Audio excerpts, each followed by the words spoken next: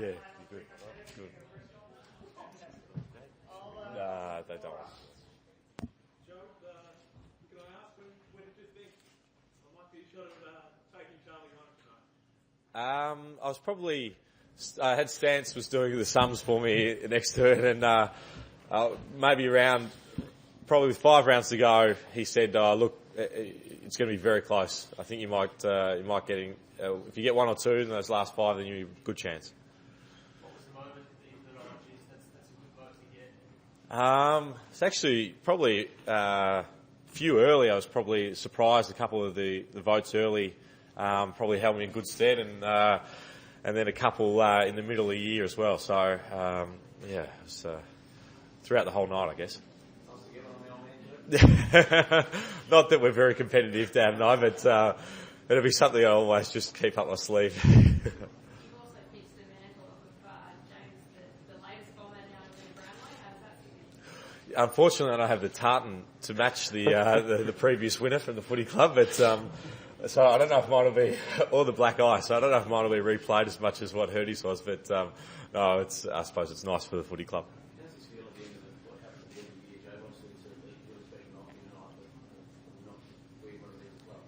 Yeah. I mean, it is a bit of a conflicting feeling because you play to win and you play to be successful, and that for me is what I'm doing, and that's why I sort of devote the amount of time and effort, and the people around me, I force them to make sacrifices so that I can be successful. And success for me is to win and to win as a collective.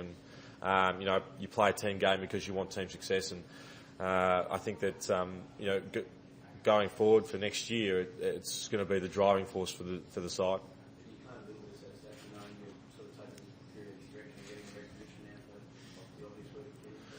Yeah, I suppose it's satisfaction and the elation for the family, really. Like my friends and family will enjoy this much more than what I will, and that does make me happy because I know that they will dine out on it, and they will just. It will affect so many people who are close to me and who I care about in a positive way, and that is special to me.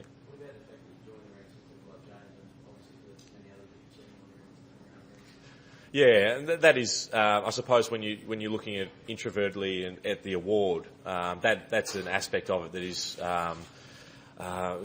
pretty frightening, really. When you see the guys who have won it and their careers and how they're held, and I'm a footy tragic. I love watching footy and I love watching the best players play and the Brownlow medalists that have preceded me, and so I suppose that people always talk about being humbled, but it really is that kind of feeling.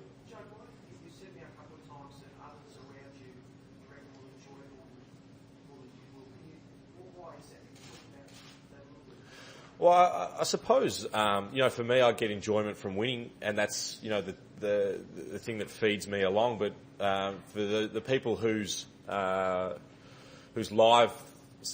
I influence and I take things out of their lives to, keep me being able to be a player, they don't get as much elation, I suppose, as the wins as what I do, and therefore I think that. For an individual award, they probably receive a little bit more happiness out of that, I suppose. It sounds a bit silly maybe, but a lot of the tweets going on and that sort of thing, it couldn't have gone to a nicer bloke. Is that almost as important to you as winning the Brownlow, the fact that that's what people are saying? I think that, my family's reputation is important to me, and family for me is really important. And how the name is seen, and the way you behave, and how people view you. And I think that my parents have done a lot of work, giving me an example of how to live and how to behave, and I try to emulate that. Now you know that one day your kids are going to be living up to Jobe Watson. Yeah, I don't know what my kids will be doing if I'm going to have any, but I know that if I can be the kind of people that my parents are, then they'll have a good chance.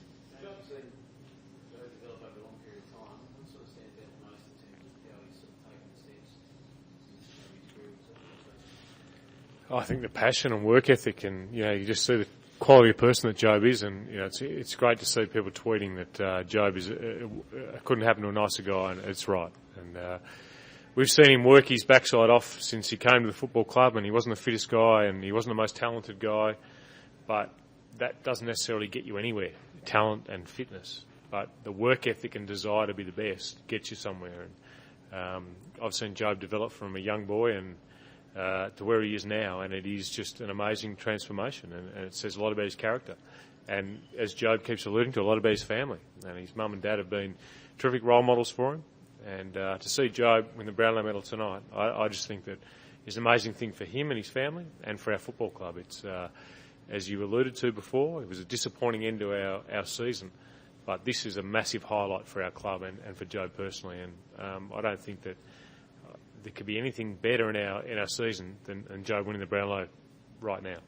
We obviously want to go on and be great as a team, but for our captain to do what he did tonight is incredible, and we're so proud of him.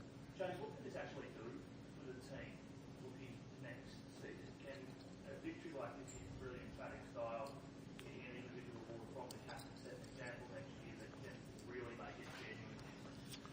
Look, I'm not sure whether Brownlow medal sets the example. Jobe sets the example. Jobe sets the tone for our football club and has done for a long time before 2 or 3 years before I got there. And I think that, it's a justification of what he's done, the way he prepares himself to be a great footballer. And he can now be called a great footballer, whether a Brownlow medal defines greatness or not. But, the players at Essendon have followed him for a long time.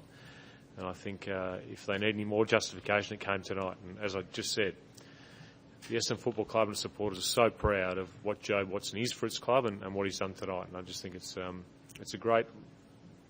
just great for him and his family. As a Brownlow medalist yourself, can you speak about how that's a life-changing thing and what this game means for Jobe, not just now, but in the years to come?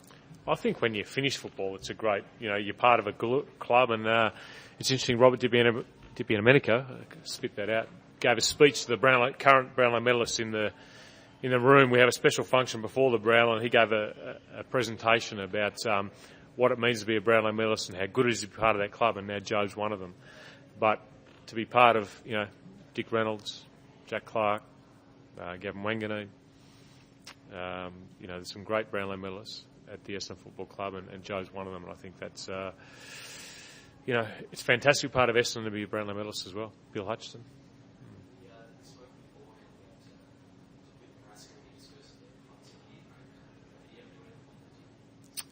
No, I just remember driving Jobe to training for the first. I had to go in and pick him up in Paran. I had to drive 5 kilometres out of my way. Then we'd go out to Essendon, and I'd pick him up for training, and we'd drive out there. And then I'd watch Jobe. We'd give him a 2.5 lap head start in a 5-lap race, and we'd all beat him. And it was quite embarrassing, really, Jobe, wasn't it? When you first got the club. Jobe wasn't a great athlete when he first got there. But the great thing about Jobe is he's built himself to be a great footballer and a great athlete. And, different people get there in different ways. And the way he's got there is his own special way. And he's the best player in the AFL in 2012, and that's a great story. So what was the kick in the backside for you? James talks about you lagging behind the rest of the group. When was the moment you thought, I'm really going to get myself a big year here, but I'm not going to make it in the AFL? I never really, I suppose, wanted to be the best player in the league, but I thought that sort of within the 2005 season I was getting frustrated not getting played, and it was probably frustration at myself and my inability to be fit enough to play. And then, as I alluded to earlier, it was that having a conversation with Dad at the end of the season, and I suppose in his own sort of way, he knows which buttons to push and how to push them, and he sort of said, you don't have to play if you don't want to. We don't mind if you don't play. It's nothing to do with the family. It's all about you. But if you do want to play, if you want to give it a crack, you've got 1 season left on your contract, and if you keep going down the same path that you are, then your career will be over. And I was pretty angry with him for about a week or so. But I suppose the wisdom of a father is that to try and motivate your children, and that for me was the motivation.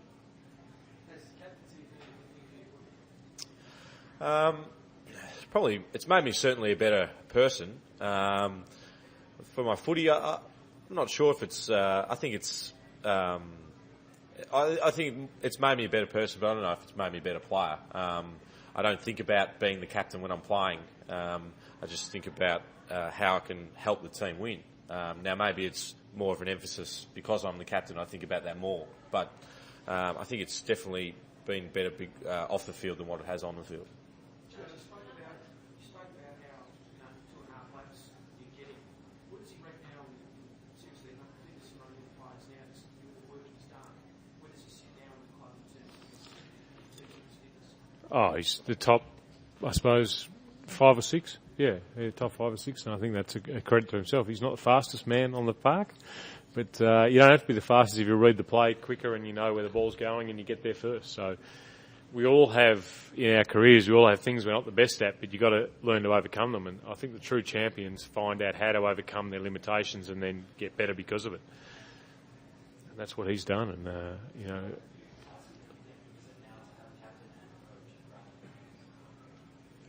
to me, it's insignificant. Yeah. I'm not sure about you, Herdy. No, I think it's, it doesn't matter that we've both done it. What it matters to both of us, and I'll speak for myself, we love the fact Jobe's done that, but there's a bigger reward out there for all of us in our football club.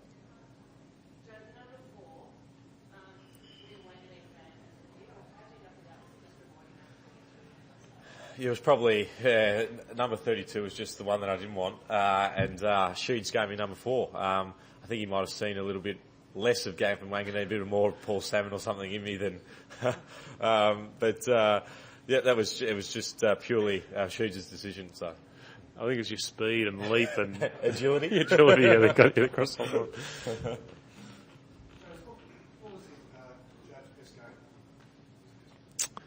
game?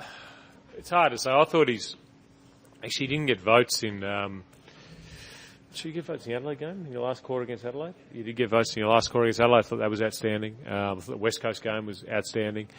It's funny, as a coach, you don't look at the whole game. It's how he influenced the game, and I think the West Coast game, the way he influenced that was quite incredible. I think the Sydney game, the way he influenced the last quarter, almost got us over the line, was pretty amazing. The Adelaide game, but it hasn't just been on the field that Jobe's evolved. I think that last year as a captain, Jobe showed some really good signs as a leader.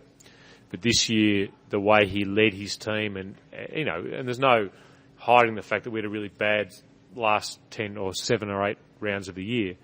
But Jobe stood up, kept standing up, kept saying, I'm going to lead this team. And, leading a team when it's not going that well is actually a lot harder than leading a team when it's going well. So on the field, outstanding, but off the field, to me, even better. And I think that will hold us in greater stead next year. I'll give the medal to Mum. Celebrate.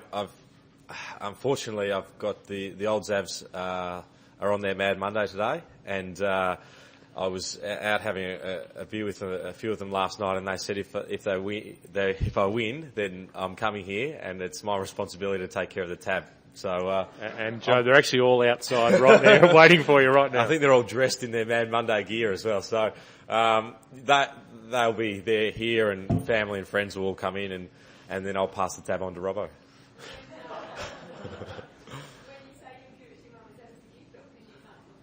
No, I can't look after anything. Yeah, so I don't. A very messy house and nowhere to keep it. So I know Mum will keep it safe, and I'm sure she'll enjoy it. Jobe, how much does it mean to have Mother Day here tonight? Yeah, it means a lot. It really does.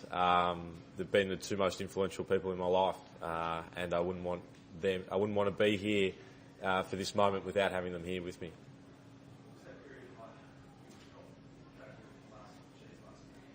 It was tough. I had to look at myself and work out what I needed to do to get better. And I think sometimes when you challenge like that, you find out what kind of person you are and where you want to be. And Herdy touched on it before.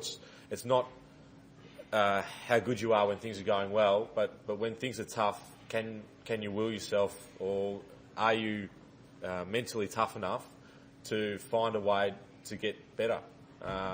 And that was another challenge for me, and I'm glad that it happened, because I became a tougher person because of it. Joe, was there ever a moment you thought, hang on, I might be out this? Probably in 2007, I thought that it's going to be tough. I'm struggling to get a game. Wasn't playing the kind of football that I would have liked to. I never ever pursued the avenue or anything like that. But I'm a realist, and I could see that I was struggling for my place in the side.